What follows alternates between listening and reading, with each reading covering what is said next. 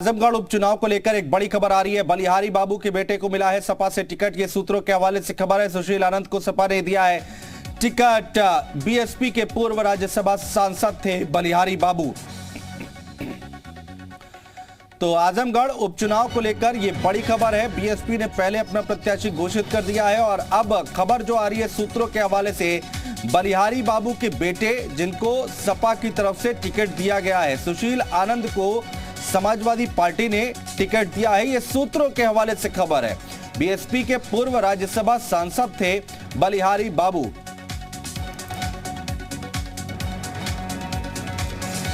तो बीएसपी की तरफ से आजमगढ़ में प्रत्याशी को उतारा गया है, रामपुर में नहीं। और उसके बाद अब जो अपडेट आ रही है कि समाजवादी पार्टी की तरफ से बलिहारी बाबू के बेटे को टिकट मिला है।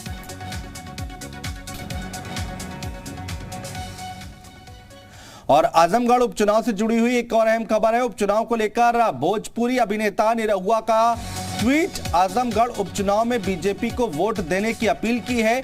जाति धर्म ना कवनो भरम, ये उन्होंने अपने ट्वीट में लिखा है। कमल का बटन दबाइए भैया अपने आजमगढ़ के लिए।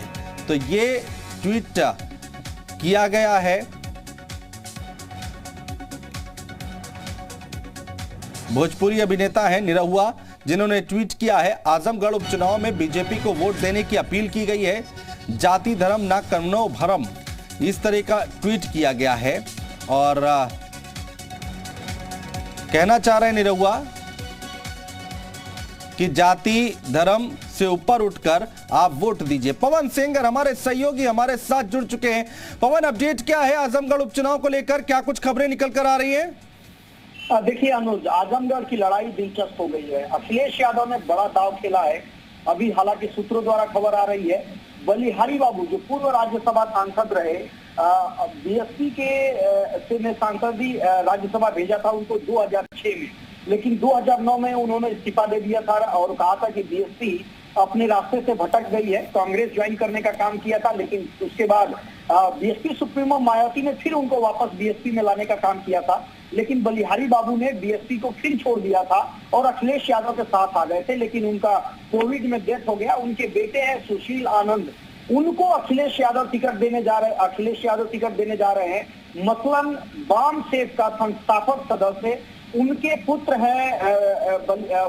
पुत्र है सुशील कुमार आनंद, उनको टिकट अखिलेश यादव देने जा रहे हैं। यानी बीएसपी ने जो दांव खेला था कि गुड्डू जमाली को वहां से लोकसभा का टिकट दिया, जो सीधे तौर पे अखिलेश यादव को डेंट करते हुए दिखाई दे रहे थे और भारतीय जनता पार्टी को फायदा मिल रहा था, लेकिन अखिलेश यादव ने बीएसपी के ही एक बड़े नेता जो समाजवादी पार्टी का दामन थामे थे, उनके पुत्र को टिकट दे करके बीजेपी और बीएसपी दोनों को एक साथ डेंट देने का काम किया है। अब देखना होगा कि जो निरहुआ ने ट्वीट किया है, उस ट्वीट और क्या निरहुआ को भारतीय जनता पार्टी टिकट देने जा रही है, क्योंकि कमल का बटन दबैया भैया आजमगढ़ जो भोजपुरी लैंग्वेज है उसमें निरहुआ ने ये स्लोगन लिखने का काम किया है, ट्वीट करने का काम किया है। तो अखिलेश यादव ने बलिहारी बाबू के बेटे को जो टिकट देने का फैसला किया है, हालांकि अभी अनौपचारिक है, औपचारिक तौर पे घोषणा नहीं हुई है, लेकिन अगर टिकट दे देते हैं तो निश्चित तौर पे एक तीर से दो निशाने वाली बात अखिलेश यादव साधते हुए नजर आएंगे,